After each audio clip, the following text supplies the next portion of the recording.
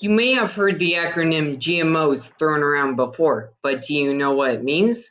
GMO stands for Genetically Modified Organisms. A GMO is a plant, animal, microorganism, or other organism whose genetic makeup has been modified using genetic engineering. This process creates combinations of plant, animal, bacterial, and viral genes that do not occur in nature.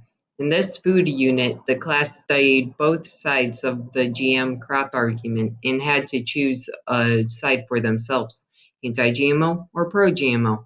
I am in the anti-GMO camp, and I would like to tell you why. You should know that someone has been messing with your food. GMOs are dangerous to the health of humans and animals, promote the evolution of superbugs and superweeds, and someone is trying very hard to keep all of this shocking information from you. GM crops have been proven to have harmful effects on the health of humans and animals. In the Philippines in 2003, approximately 100 people living next to a BT cornfield developed skin, respiratory, and intestinal reactions when the corn was shedding pollen. Villagers also claimed that many animals died because of BT corn. Biotech farms have been developing GM crops too quickly without testing or public debate. They need to share more information with the public about their effects.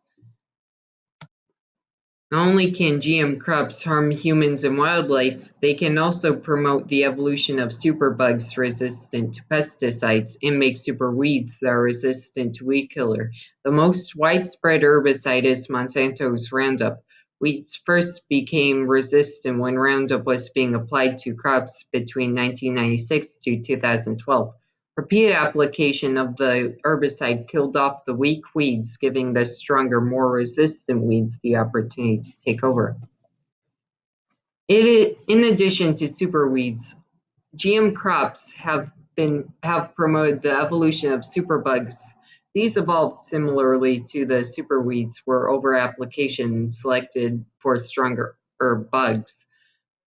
The mother of all GM companies, known as Monsanto, donated over $7 million to fight against the labeling of GMO-containing products.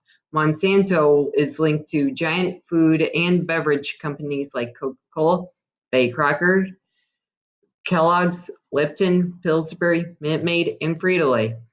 Several of these food companies have donated millions of dollars to defeat California Proposition 37, a mandatory labeling of genetically engineered food initiative. If we knew what was truly going on inside our food, we probably wouldn't want to eat it anymore. Some groups argue that GMOs are a good thing and offer many benefits. With crops genetically engineered to resist pests, growers can avoid crop losses due to infestation and bring their produce to market at less cost. Do you know that GM corn has a lower fungal toxin content? Again, this saves growers thousands of dollars and hours of hard labor. GM crops have a few other benefits. With the world's growing population, GM crops are able to grow bigger, faster, and stronger, providing more food to more people at any given time. What you see before you is my graph that spans from 1996 to 2009. This graph tells you the United States' and Iowa's corn yield during Monsanto's Roundup. My calculations show the percent increase in corn yielding during that time. I must say, it looks pretty scarce for the US in 2002. Despite what Monsanto may have you believe, GMOs have been proven to cause harm to our health and the planet. There is a grassroots movement happening in response to the dangerous effects of GMOs.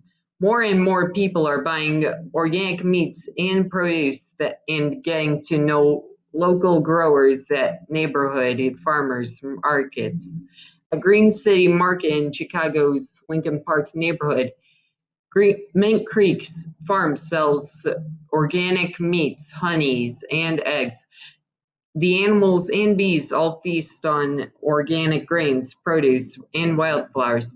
When asked about being a part of this organic movement, Jazzy of Mint Creek Farm said, "Organic and holistic farming is life-giving. We want to provide healthy food for our community. That's all we want, healthy food without any secrets."